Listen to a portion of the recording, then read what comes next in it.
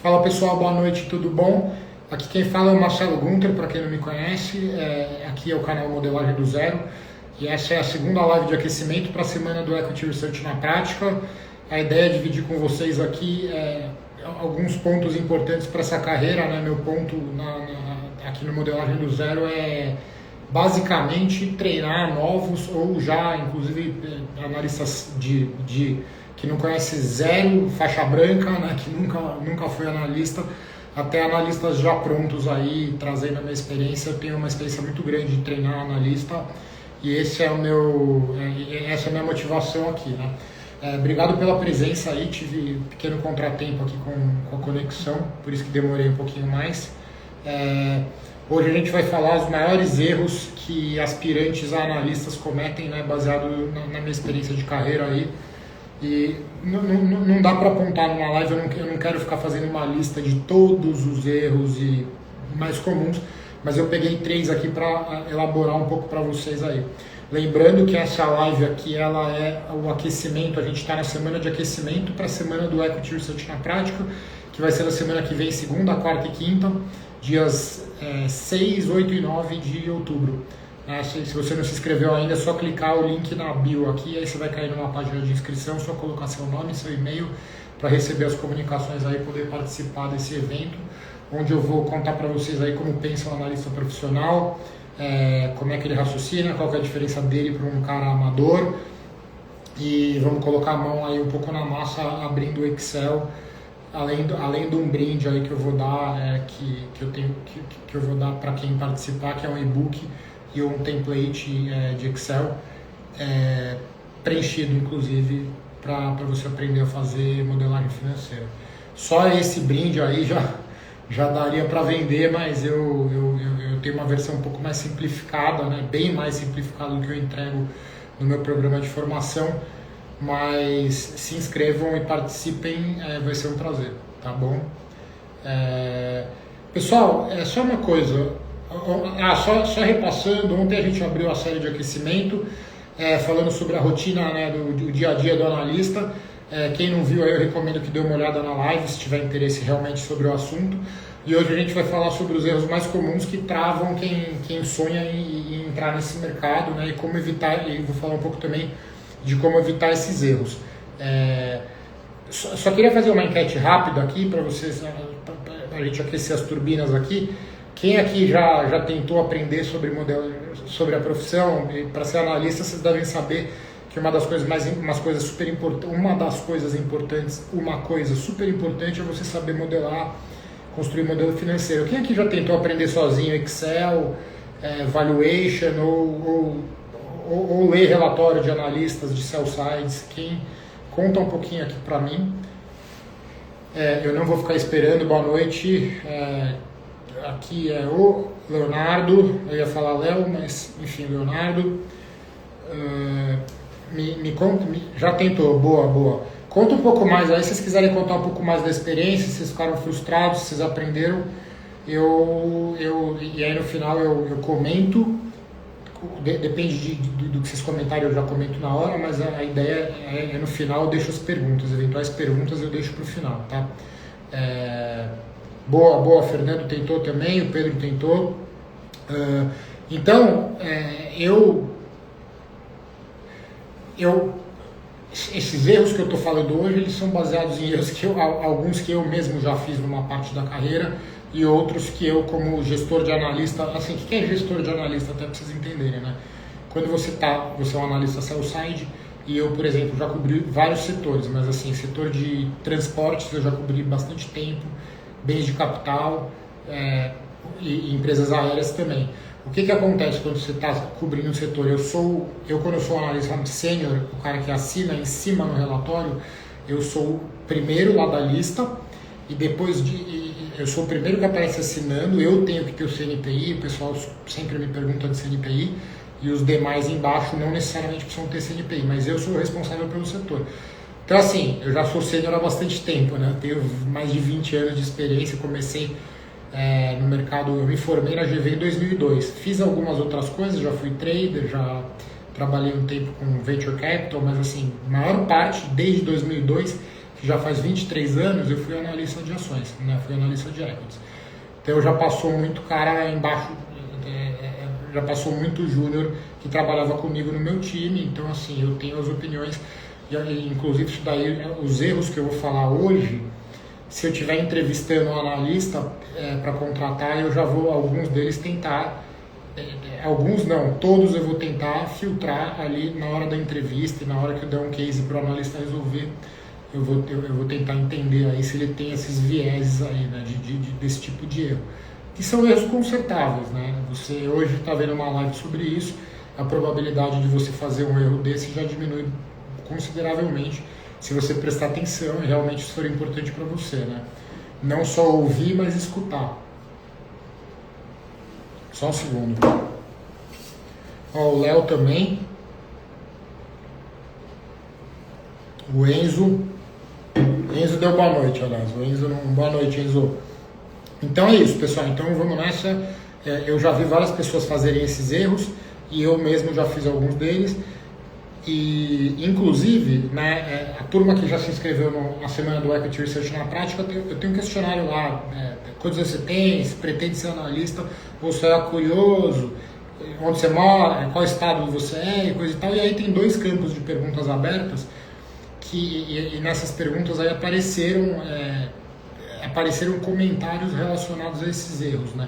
Então, assim, eu já tenho um volume razoável aí de interação, não só com a minha audiência, né, com vocês que me seguem, quanto com os clientes não, com alunos. Então eu já mais ou menos já vou identificando esses padrões, né? Porque o ser humano ele tende a fazer os mesmos erros, né? As coisas são parecidas, o ser humano, comportamentos são repetitivos, né? Então, assim, o primeiro erro é focar exclusivamente no Excel, né? Você tem alguns perfis de pessoas, tem pessoas que são mais quantitativas, tem uma certa facilidade, e a pessoa, muitas vezes o garotão lá, a pessoa jovem, é muito rápida no Excel e aprende, tem um monte de truque, faz treinamento aí de investment banking, aí não usa. Eu mesmo faço isso, eu uso muito pouco o mouse, né? Eu uso os atalhos do teclado, isso daí aumenta muito a tua velocidade. Mas o fato é que não adianta você ser focado no Excel, ser rápido no Excel e não dominar, e só ficar dominando fórmula e não entender o processo de raciocínio analítico, né, na verdade. Porque, inclusive, às vezes você se mover rápido demais, ele pode ser ruim. Porque quando você está montando uma tese, você está entendendo a empresa, está estudando, está lendo os documentos, e aí você começa a montar os dados históricos na planilha, coloca os números da empresa. Você tem que ter um período que eu vou falar assim, igual aquele livro, Thinking Fast and Slow, né? Tipo, você tem que agir, você tem uma parte do processo, desde que alguém te dá a missão, fala o que você acha daquela empresa, desde o começo até o processo todo de ler os documentos, etc., e fazer o modelo financeiro até você desenvolver tua tese e chegar numa conclusão, tem uma parte do trabalho que você vai fazer, você deve fazer de forma lenta, entre aspas. Entre aspas não, você deve fazer como mais lenta, mais atenta, mais devagar, estudando, dormindo com o problema. E aí, a partir do momento que você já estruturou o teu modelo, já entendeu a lógica, aí você pode terminar a construção do modelo, por exemplo, para pegar um exemplo rápido, usando tudo que você sabe de atalho, de truquezinhos, de funções específicas do Excel. Mas no início, você tem que entender, você tem que conseguir pensar no papel de pão, digamos assim, né? Eu não sei se vocês já viram alguma foto com a mesa do Warren Buffett, mas ele se eu não me engano, é um monte de papel, então não é um negócio que tem uma tela gigante, igual eu tenho, né? Que eu tenho 2, assim, para trabalhar. Então é isso, assim. Então não adianta você focar só no Excel e dominar os truques e ser muito rápido no Excel, né? Você não pode ser só planilheiro, né? Você tem que ter clareza na sua tese de investimentos, porque a planilha, e de novo, olha o nome do meu canal, é modelagem do zero, né? Por quê? Porque é importantíssimo você saber construir um modelo financeiro do zero, do chão até o modelo complexo. A minha grande bandeira é essa, e Porque você está cheio de analista que não é analista, ele é um piloto de um modelo de outro analista. Para mim, o cara que não faz o modelo do zero não é analista, entendeu? É muito simples, assim, muito clara a minha opinião. E então, antes disso, você precisa de clareza na sua tese de investimentos e pensar no papel de pão, né, vamos dizer assim. E aí, enfim, o Excel é uma ferramenta, não é um fim, né? É uma ferramenta que você utiliza. Porque onde você vai ser avaliado? Você vai estar numa sala de reunião. Ah, fiz faculdade ruim. Ah, estou velho. Não sei o que lá. São problemas que são problemas, mas dá pra... se você for insistente, de fato, quiser trabalhar com isso, você vai conseguir. Eu tenho um aluno que... eu tenho alguns alunos, na verdade, mas você vê que o cara rala, o cara quer aprender... Fica me azucrinando aqui no WhatsApp, que, não, eu tô brincando, mas assim, me usa bastante no WhatsApp, tira bastante dúvida, eu dou espaço, né, para minhas primeiras turmas, eu sou mais, para meus primeiros alunos que confiaram em mim, nas minhas primeiras versões do curso, do programa de treinamento, eu dou, sempre vai ter acesso a mim, né, de alguma maneira, todo mundo vai ter, mas o tempo, né, o dia só tem 24 horas, não dá para atender todo mundo dando consultoria. E o cara trabalha com outra coisa, tem mais de 30 anos e está estudando, está fazendo o modelo dele, está fazendo o case, fez o modelo, pergunta o que eu acho do modelo, está desenvolvendo a tese. Mas enfim, voltando. Aí ele vai chegar alguma hora, ele vai numa reunião. Já conseguiu algumas, mas ele está com uma estratégia de primeiro ficar bom, minimamente bom, porque bom você só vai ficar trabalhando quando você arrumar um emprego ou se você operar a tua grana e você começar a ser analista de ações de casa. Poucas pessoas têm tanto dinheiro assim para valer a pena fazer isso. Mas o fato é que, enquanto ele tá esperando, né, ficar um pouco mais cascudo, para depois ir nas entrevistas nos lugares que realmente ele quer trabalhar. Então, esse cara, na hora que ele chegar nessa entrevista, aqui que eu quero chegar, ele vai ganhar o cara, ele vai ganhar o recrutador, ele vai ganhar a vaga no papo.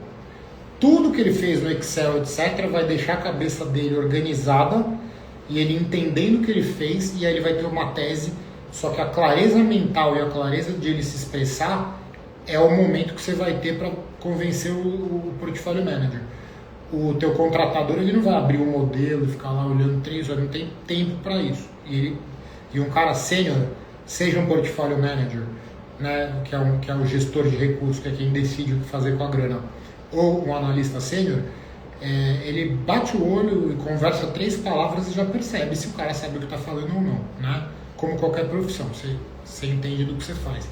Então esses são meus pontos aí para dizer para vocês focarem no não ser só planilheiro, mas sejam planilheiro também, inclusive. E aí na semana que vem aí eu vou abrir nova turma para o meu curso. E é muito focado basicamente em ensinar você virar um bom, fazer o modelo direito como analista, saber fazer. Tem o lado planilheiro, mas tem o lado saber pensar também. É isso que eu faço no curso, não é só ensinar a fazer o modelo. Seria bem mais fácil ensinar isso, na verdade. Então, outra coisa que está relacionada ao primeiro ponto, né? Falta de clareza na tese. O analista júnior, o cara que está começando, ele não saber contar a história da empresa, contar a tese. É exatamente o que eu acabei de falar. Ele vai chegar lá na sala de reunião e ele vai querer abrir a planilha para mostrar, ele vai querer abrir a planilha para mostrar para as pessoas, para mostrar que ele fez tudo certinho e tal. Mas e aí? Entrou na tua cabeça aquilo que está na planilha? Uma vez um chefe relacionado a esse ponto, uma vez eu trabalhei, eu tive um chefe que ele me falou isso, né? E é meio óbvio isso, só que aí ficou isso na minha cabeça. O modelo, o que é o modelo? O modelo é uma calculadora que você usa a definição super simples, tá? É mais complexo que isso, mas é uma calculadora que você usa para calcular o preço da ação, e se a ação estiver barata, né? Eu sempre falo esse número super simples, eu nunca mudo de exemplo. Se você vê que na bolsa está custando R$10 e você calculou que vale 15, upside de 50%, você acha que a empresa vai se valorizar 50% no período de um ano, no horizonte de um ano, você vai comprar essa ação. Mas além de ela ser uma calculadora, a planilha, ela é um instrumento de estudo, né? É o que eu sempre falo, você convive com a planilha. Mesmo um bom analista, na minha opinião, se ele cobrir 20 empresas, ele deveria ter uma organização do tempo que todo dia ele entra, pelo menos uma vez por semana, ele entra no modelo de cada uma das empresas, né? Então ele teria que entrar em 4 modelos por dia, né? Trabalhando 5 dias. Então é meio que é isso, é um meio de você entender, de estudar e de entender a empresa. E aí, outro ponto, né, que, lembrando, eu estou falando agora que é falta de clareza na tese. E aí, assim, você ter relatórios escrevendo com uma série de informações, etc., mas você tem que ter uma narrativa, você tem que ter uma história que você conta para convencer quem está lendo essa história de agir de acordo com o que você está falando. Porque se você está no sell side e numa corretora, você vai escrever um relatório falando para os seus clientes comprarem ou venderem uma ação. E quando você está no buy side, quando você está numa gestora, você vai ter que convencer o gestor da carteira, o portfólio manager, que é o cara mais importante dessa indústria, né? Na cadeia alimentar, aí, o tubarão dessa história é quem toma a decisão, é o portfólio manager, é quem faz a gestão. E para você convencer esse cara, você tem que contar uma boa história, o que não quer dizer que essa história tem que ser historinha, tem que ser uma história embasada por fatos e dados, de fato você transmitindo a conclusão que você chegou ao fazer a análise. Isso daí é super importante também. O Fernando Lima aqui está perguntando alguma coisa, eu falo no final a resposta. Boa. O Fernando perguntou, eu não vou responder agora, mas é que eu quero que você elabore mais. Como separar ruído do mercado com fundamentos? Tipo a história da Ambipar agora. Fala um pouco mais, porque assim, eu já cobri a Ambipar, inclusive ontem eu almocei com um amigo meu que cobre utilities, também já cobriu a Ambipar, né, que é fraude, tem algumas... Mas me fala o que você está chamando de ruído nessa história, né? Porque assim, se você tem um case que é uma fraude, aí é outra história, né? Lojas americanas, e aí você entra num ponto que o papel vai começar a oscilar muito mais até que as coisas fiquem claras, o que é ruído e o que é fundamento. Mas eu já falo um pouco mais sobre isso, mas me pergunta exatamente o que você está falando sobre a Ambipar. Eu sei que a Ambipar tomou um pau, né? Enfim. Só um segundo.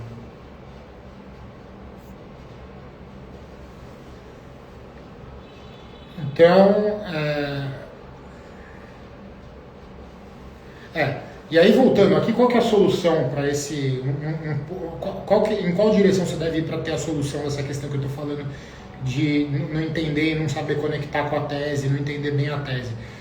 Você tem que fazer todo o trabalho de análise, etc., mas os números, eles são argumentos que vão suportar a sua tese, né? Você tem que ter a tese clara e você tem que falar quais são as premissas tuas. E lembra que no mercado financeiro, o que você tem que fazer? O trabalho de equities é você tem que apontar de maneira clara onde eu estou diferente do consenso de mercado. O que eu estou vendo aqui na minha planilha, qual das linhas da minha planilha está diferente do que o mercado está achando. E por que eu acho que daqui a um tempo vai ter um catalisador e o mercado vai começar a achar a mesma coisa que eu estou achando. Eu vou dar um exemplo que eu já dei no passado. Agora a empresa chama Azaz, né, que é a Soma com a Arezzo. Antes era só a Soma, era a Soma junto com a Hering. O mercado estava muito focado, um dos fatores críticos que o mercado estava focado no case da Hering, da Soma, era a Soma se fundiu com a Hering, comprou a Hering e falou que ia conseguir aumentar a margem bruta da Hering, tá? Beleza, a margem bruta é um número, para quem não sabe, fica para depois, mas o fato é que ele ia melhorar a rentabilidade do negócio. E o mercado não estava acreditando. Aí você pega um analista que acha que a margem, vamos supor que o mercado está achando que ia ser de 40% e eu estou achando que vai ser de 41%. Não adianta eu achar que e como eu estou usando uma margem de uma rentabilidade maior, como eu estou usando 41%, o preço da minha ação o meu target price, o meu preço-alvo, ele vai ser maior do que o mercado está esperando. O mercado está esperando 40 e o mercado está esperando uma margem de 40 e eu estou esperando de 41. Quando eu mudo no meu modelo lá 1%, aumento de 40% para 41%, o meu preço-alvo vai subir. Então, assim, eu estou dando um exemplo aqui. Então, eu acho que minha ação vai subir porque a empresa vai ter uma margem de 41. Eu já estou pondo isso no meu modelo como premissa, mas o resto do mercado está achando que a margem vai ser de 40. Estou dando um exemplo super simples, mas isso acontece. Quando eu escrevo um relatório e falo para comprar a ação da Soma, parte da minha argumentação vai ser assim, olha, é isso que eu falei, ó, eu acho que a margem vai ser de 40, o mercado acha que vai ser eu acho que vai ser 41, eu estimo 41, o mercado acha que vai ser 40, portanto eu acho que a ação vai subir. Aí a pergunta que eu faço para vocês é assim, por que o mercado vai achar que vai subir antes da empresa entregar, antes de aumentar para 41? Porque às vezes tem um evento que eu chamo de catalisador, é um evento no qual os outros caras vão começar a achar a mesma coisa que eu acho. Nesse caso aqui, pode ser, por exemplo, uma reunião com a empresa, ou uma visita à fábrica, lá, acho que é em Blumenau, ou Joinville, não lembro agora. E aí quando os outros analistas forem lá, os gestores da empresa vão explicar, olha, a gente vai melhorar porque vai melhorar a produtividade dessa máquina. Eu estou dando exemplos super infantis aqui, mas que ilustram o meu ponto. Essa máquina vai melhorar a produtividade, a gente vai mandar uma mão de obra ineficiente embora, não sei o que lá, e aí assim eu vou conseguir aumentar minha margem.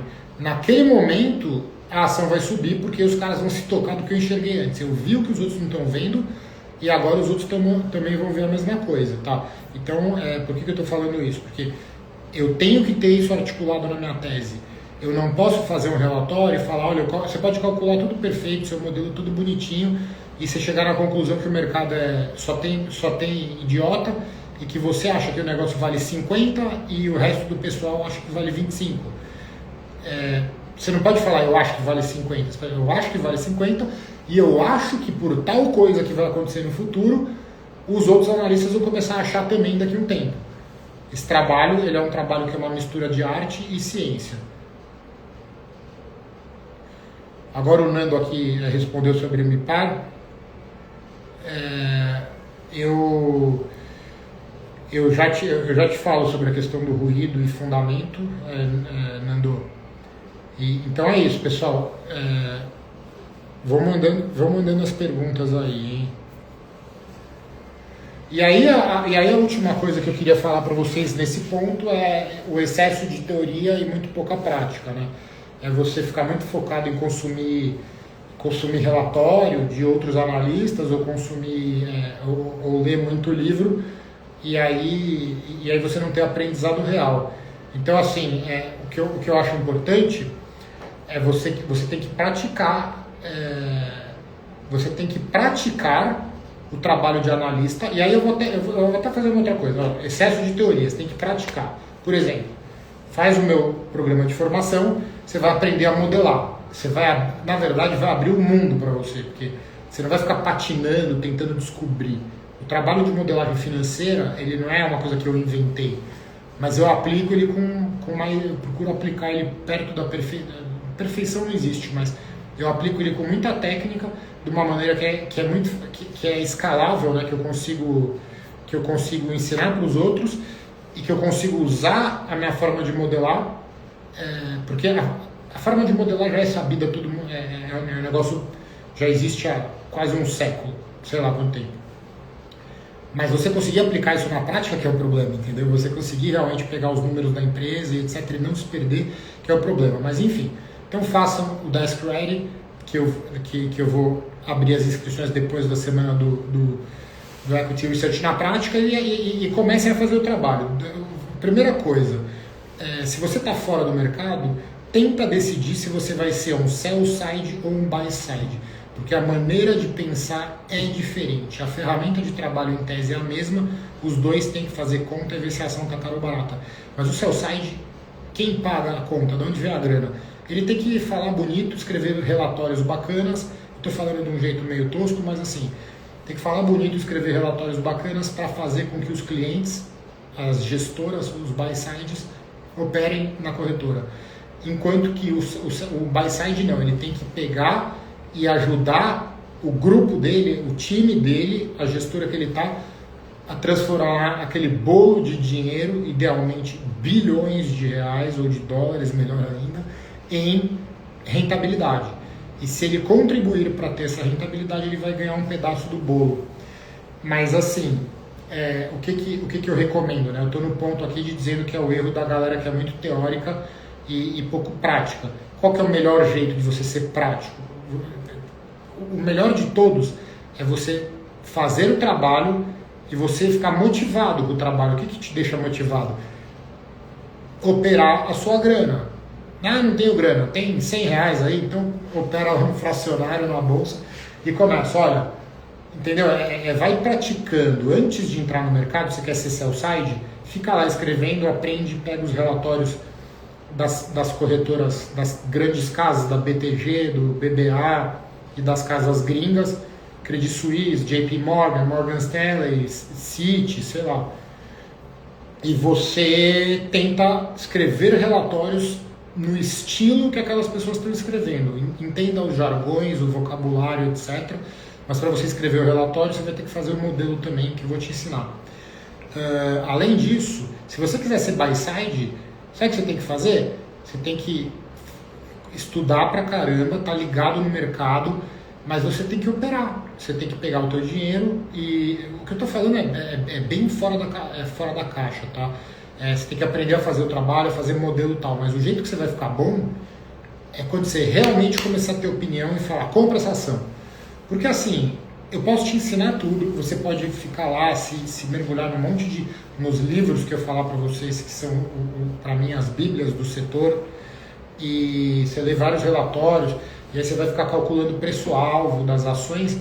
Só que, cara, isso não é a realidade. A realidade é quando você está na mesa de operações, quando você é trader. Eu, na Claritas, eu cobri o setor elétrico, que é um setor que toma 48 horas das 24 que o dia tem. Mas uma época eu tive que assumir a posição de trader lá.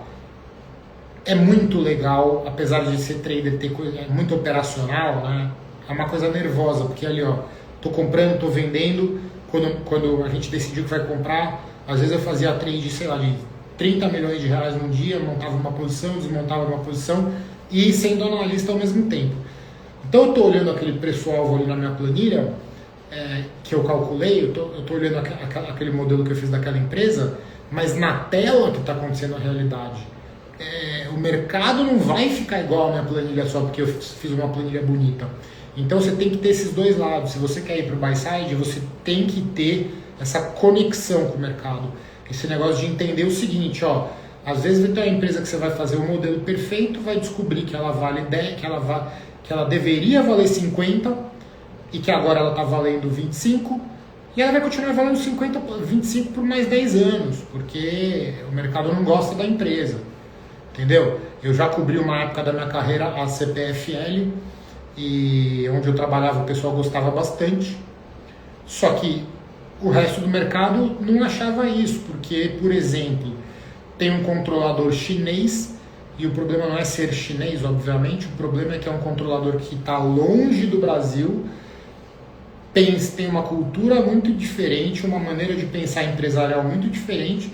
Então a galera do Rio de Janeiro, por exemplo, as grandes gestoras preferiam o Equatorial, porque Equatorial é o management brasileiro, controlador brasileiro, e a empresa falava que ia fazer e fazia.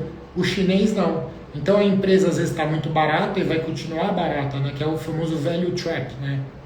É quando você tem uma armadilha. Você acha que você encontrou uma coisa barata, mas ela vai continuar barata.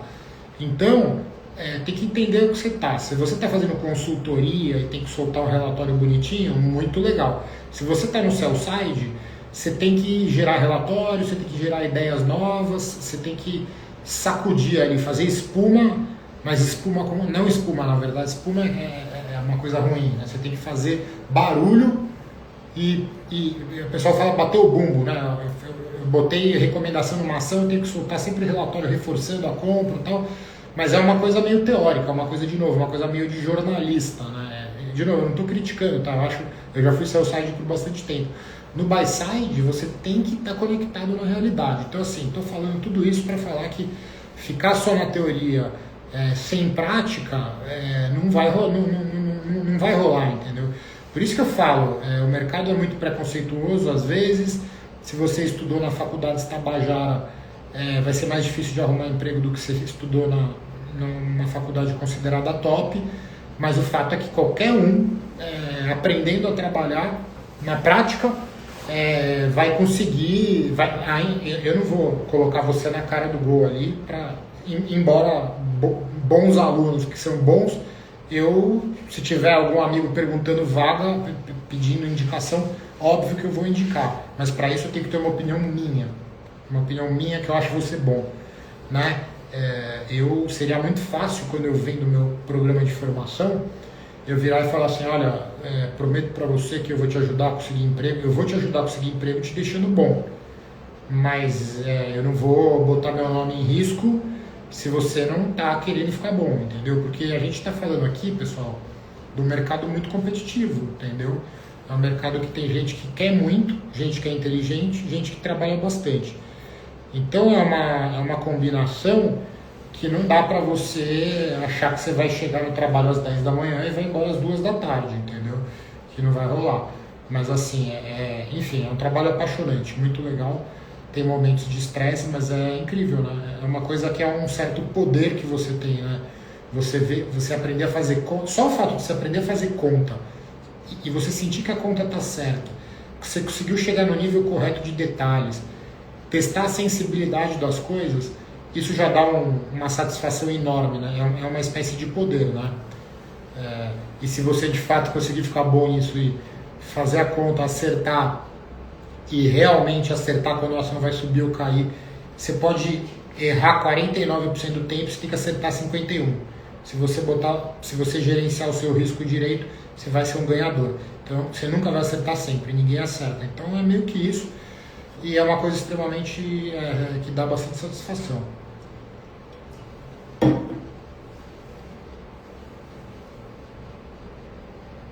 E aí eu vou até dar um outro exemplo, só para concluir essa parte da teoria. Eu às vezes cito situações, né, e não cito nomes, e eu menciono algumas situações. Então aconteceu uma coisa nessa questão de teoria, eu vou dar um exemplo. Putz, o pior é que eu não... Deixa eu só pensar aqui. Eu não vou citar nome nem da faculdade que o cara fez, nem nada, para não expor de maneira alguma. Tinha um analista que trabalhava numa gestora eu estou contando história não foi lugar que eu trabalhei, tá? Lugares cases que amigos me contaram e tal. Mas assim, o cara ficou na gestora quase, tipo, sei lá, 15 anos, fez a melhor faculdade fez uma faculdade muito top, muito mesmo. Eu acho que é a mais top, tá? Em termos de você saber fazer conta e ser estruturado, digamos assim, tá? E aí trabalhava nessa gestora, acho que logo que se formou na faculdade já fez o CFA, Level 1, 2, 3, já era CFA, manja muito. E o cara ficou 15 anos nessa gestora e acabou azedando, ele saiu, e eu sempre ouvia de outras pessoas críticas sobre ele, porque esse cara seria muito bom para trabalhar numa consultoria, numa McKinsey, numa Bain & Company, mas ele era bom para mercado, porque o mercado você tem que ter um perfil que você tem que ser, para ser buy side, tá? Você tem que ter um perfil de ser, às vezes, trabalhar com informação imperfeita. Se você for todo certinho, só tomar decisão quando você tem toda a informação, beleza, amigão, você tem toda a informação e a torcida do Flamengo também. Então, assim, você não vai ganhar dinheiro. Então, você tem que saber quando você para de fazer research e aperta o gatilho, entendeu? E aperta o botão para comprar ou vender. Então, isso é super importante, assim, né?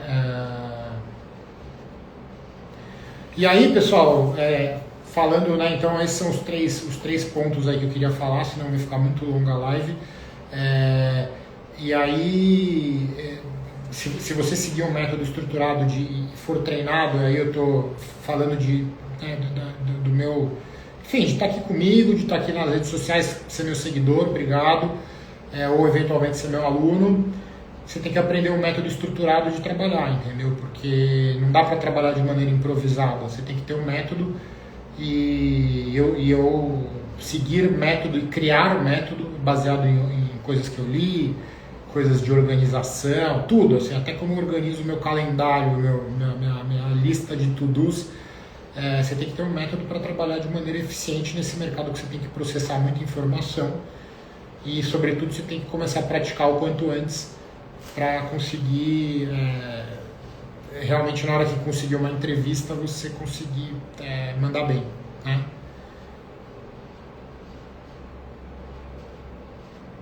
Só um segundo.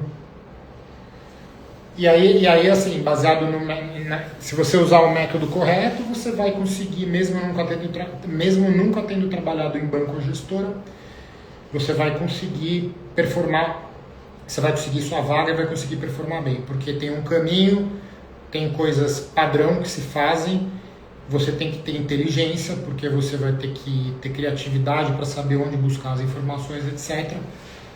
Mas tem uma parte do trabalho que é muito padronizável.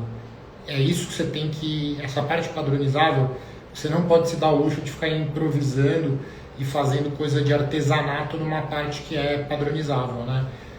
Em relação a todo o processo de research, mas sobretudo na parte de modelagem, que é a minha tara, né, de fazer a coisa direito. O jeito que eu organizo os dados, etc. Porque senão você vai ser ineficiente e aí você vai desistir, porque fica muito cansativo quando você faz a... Pessoal, agora não adianta muito perguntar para vocês, mas como é que tá o áudio aí, tá bom? Ou tá meio com eco aí?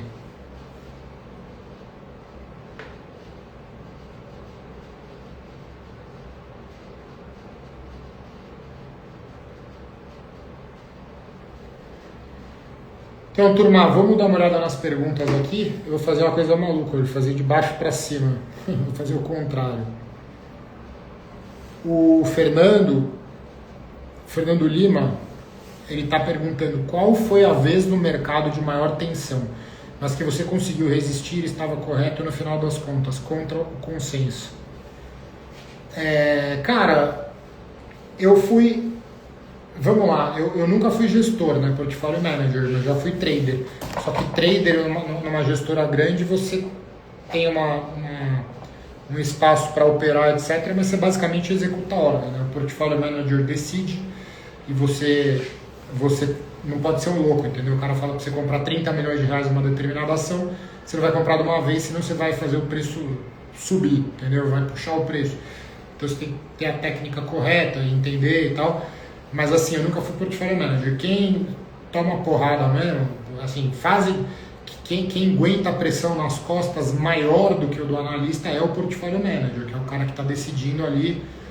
Eu fico imaginando o Edu, que era o meu portfólio manager na Claritas, no meio da pandemia, cara, e ele estava me treinando para cobrir o setor elétrico. Eu acho que sou muito grato a ele por isso.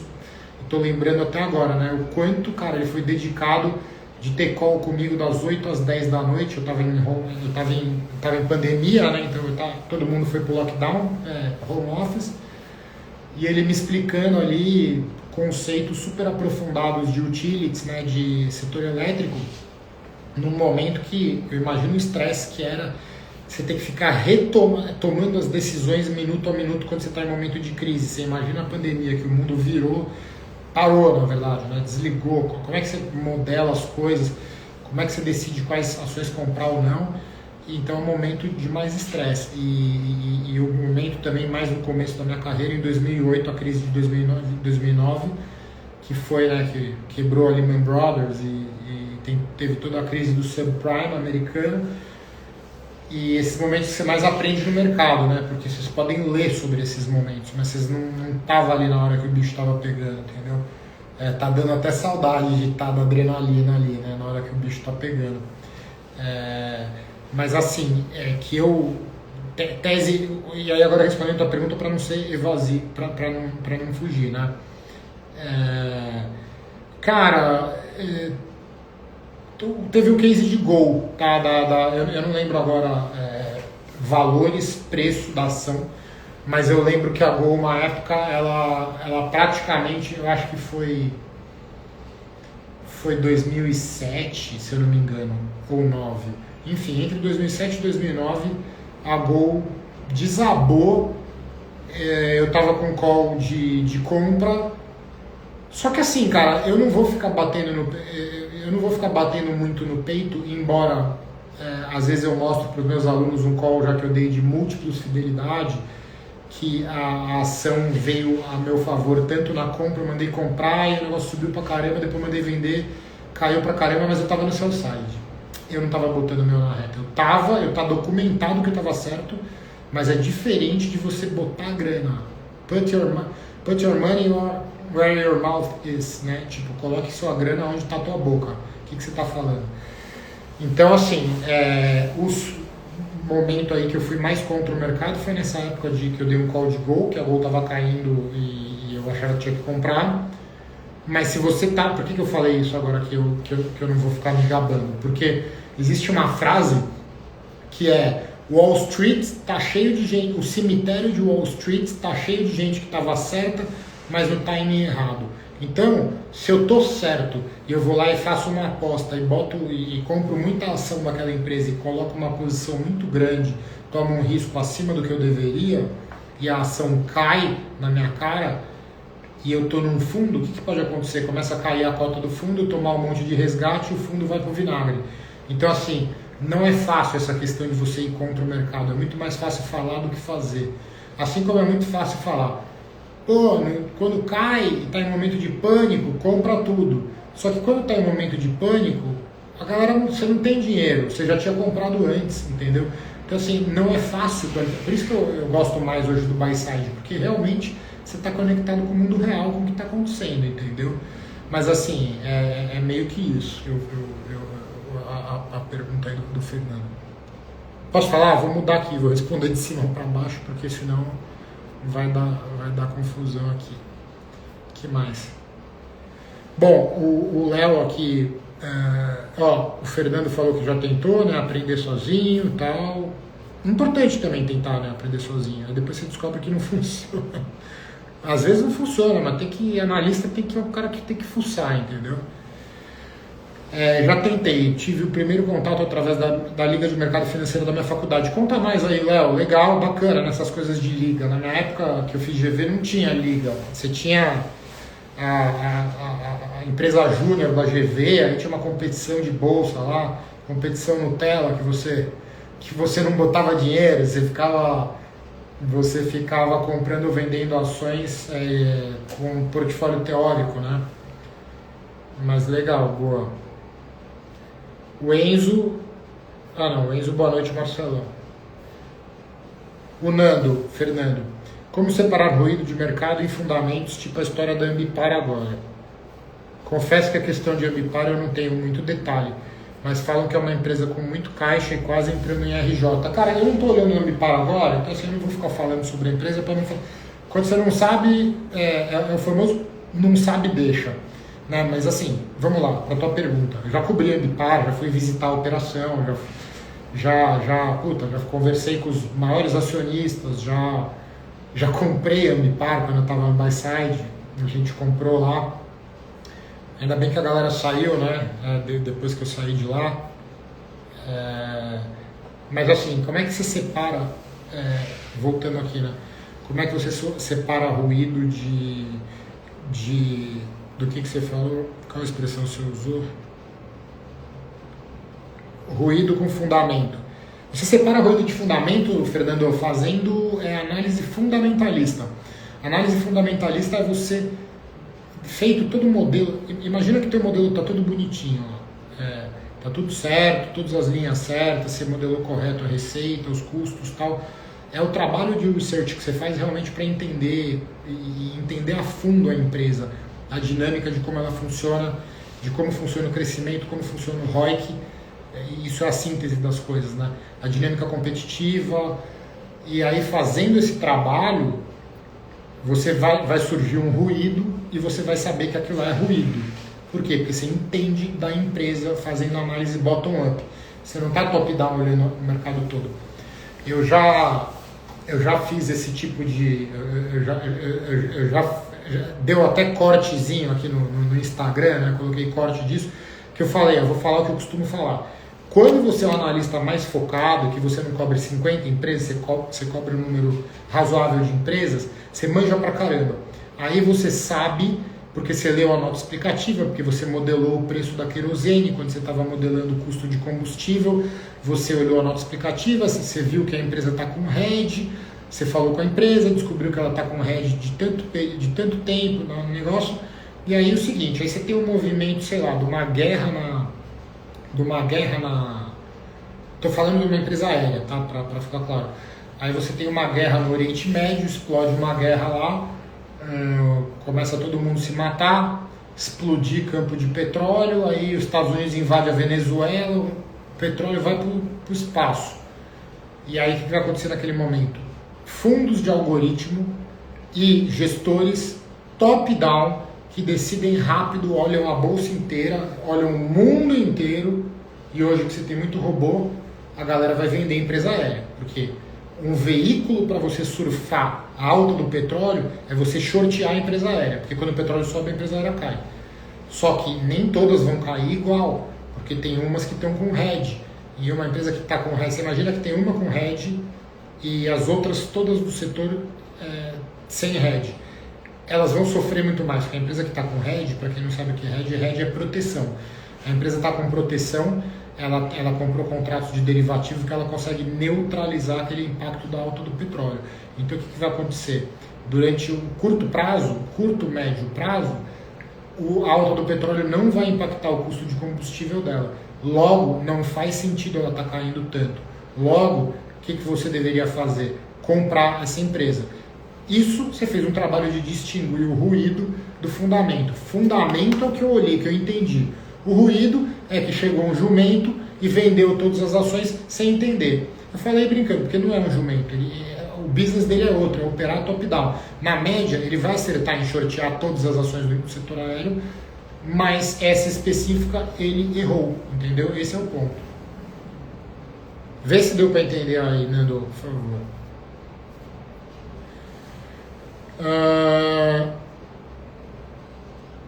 Nossa, uma galera entrou aqui, hein? Aqui tá perfeito, tá bom o áudio. Qual setor você achou mais complicado de cobrir? Disparado, setor elétrico, distribuidora de energia.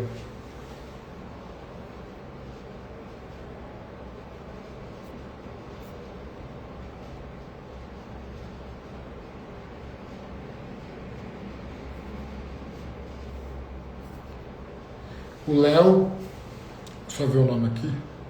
Ah não, o Leonardo, mas é que eu queria ver o sobrenome, deve ser Leonardo Prado, mas enfim, Léo. Então, Marcelão, entrei na liga da minha faculdade, o FABC Finance há uns 3 meses, estou aprendendo contabilidade e valuation. Daqui a um mês teremos um challenge interno dentro do seu site.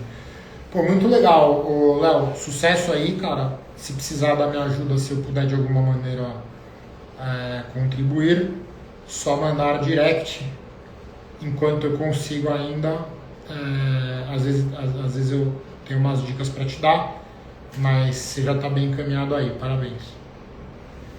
E aí, Léo, ainda não sei a empresa, mas vai ser uma análise com recomendação de buy, sell ou hold.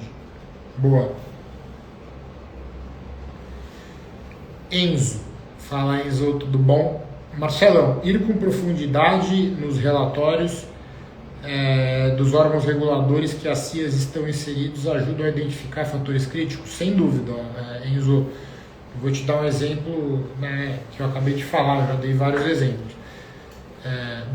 Aliás, né, cara, depende se o setor é regulado ou não, mas, por exemplo, o setor elétrico é regulado e uma coisa importantíssima no setor elétrico, você tem que ficar muito nos relatórios dos reguladores. Eu já mostrei um pouco sobre isso aí para a galera da minha turma, dos meus alunos, mas você tem que entender, e aí eu vou te dar um exemplo. Existe um parâmetro regulatório no setor elétrico que chama perdas. Por quê? Porque você tem perdas técnicas e não técnicas. Não técnicas é roubo, né? Então, por exemplo, a Light no Rio de Janeiro ela tem muito roubo de energia e ela tem dificuldade de combater esse roubo, basicamente porque se ela chegar lá na favela que tem o...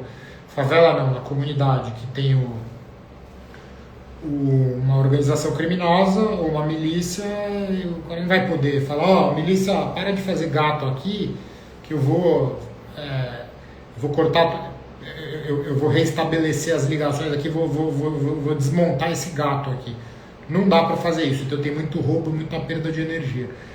E o regulador, e aí eu não quero entrar aqui porque senão é complexo, mas o fato é que se existe um parâmetro regulatório que a empresa até um percentual X de perdas, o regulador deixa a empresa, alivia a empresa até um determinado ponto de perdas. A partir daquilo, se a empresa for incompetente e tiver uma perda maior, aí é problema dela, o caixa dela que sangra com isso. É toda uma conta que é feita e isso acaba impactando, é um parâmetro que impacta bastante a rentabilidade das empresas. Isso para a Light na época, eu não sei como é que está hoje, não tenho ideia, faz tempo que eu não olho, mas é uma coisa super importante que estava sendo discutida justamente por conta dessa questão de a Light operar. A Light é a distribuidora de energia no Rio, tá? E ela opera em áreas dominadas por organizações criminosas, os territórios dominados. Ela estava pleiteando junto à ANEEL aumentar esse parâmetro de perdas. Estou dando um exemplo. Isso é um giga de um fator crítico para a Light, entendeu? Então é meio que esse exemplo que eu queria dar.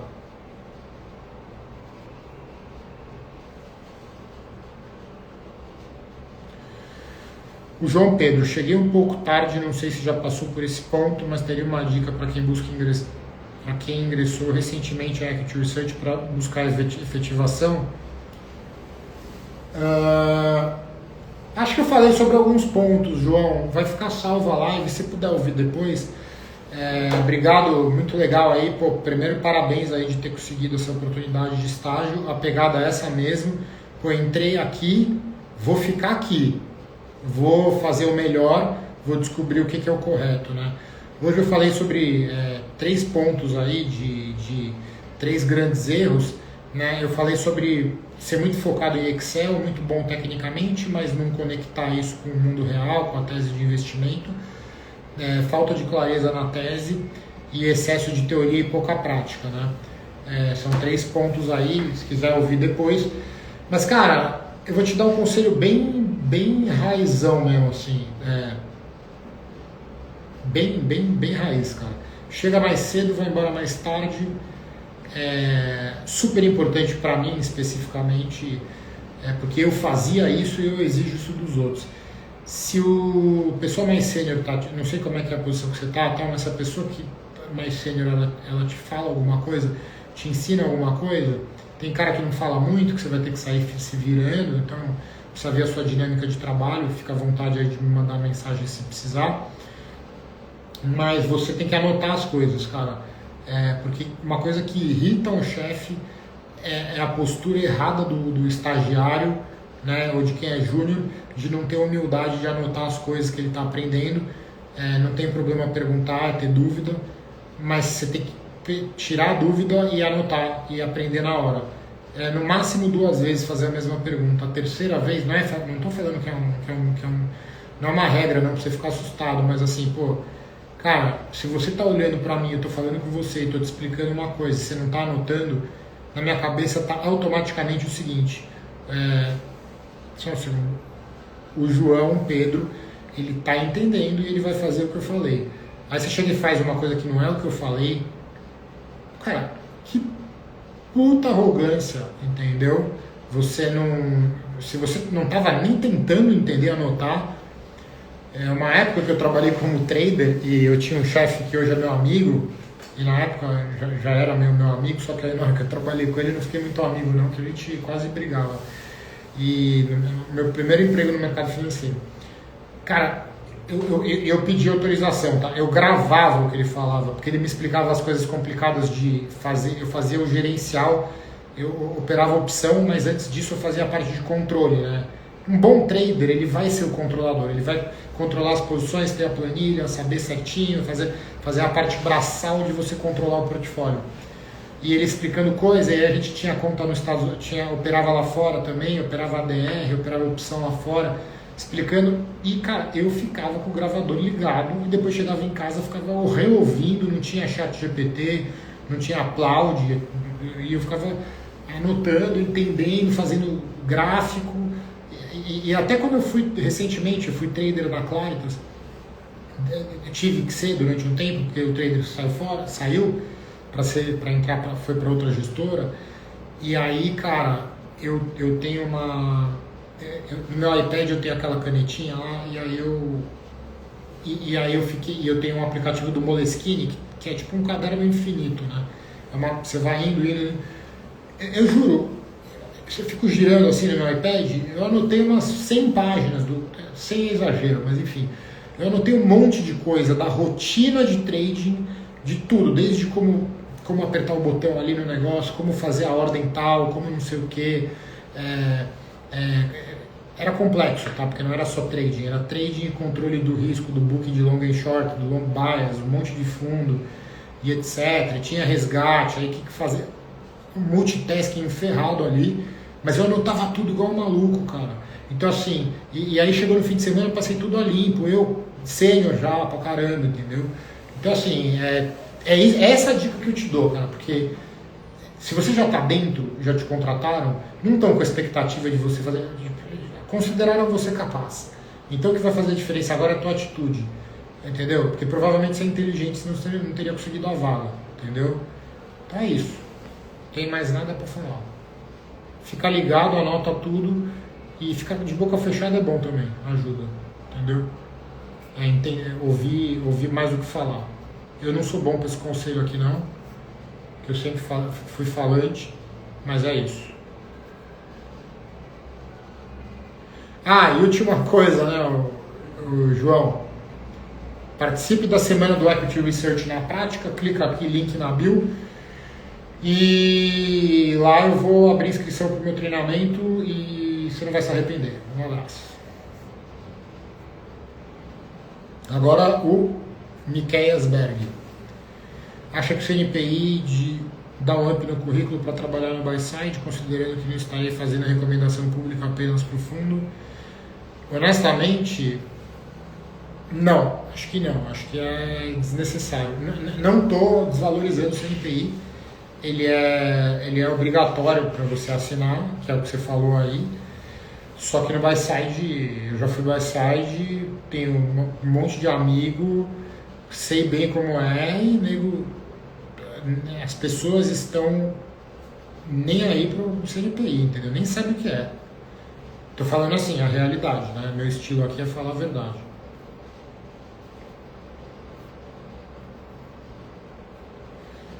Fechou, pessoal?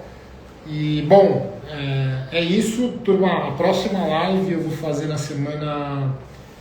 A próxima live na semana não. Hoje é quarta-feira. A próxima eu vou fazer na sexta, tá? Vai ser a terceira e última. E aí na semana que vem, lembrando vocês, dia 6, 8 e 9 de outubro, às 8 da noite, vai ter a semana do Equity Research na prática, que eu vou aprofundar um pouco mais aí no dia a dia do analista, como é que um cara sênior pensa, e também botar um pouco a mão no Excel aí, e conduzir vocês aí para no mínimo ficarem mais interessados aí por essa carreira. Quem não se inscreveu, é só entrar link na minha bio aqui do Instagram.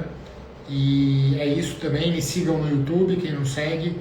Eu fiquei um tempo aí meio que devagar, aí tava parado, na verdade, de presença digital aqui, fazendo meu trabalho aqui com os meus alunos, mas aqui eu tava meio afastado. Voltar com tudo agora. E aí, as novidades aí de coisa de live, de coisas que eu falo logo depois aí da semana do Equity Research na prática, tá bom? E eu não sei aí se vocês querem falar mais alguma coisa, se não, muito obrigado pela presença.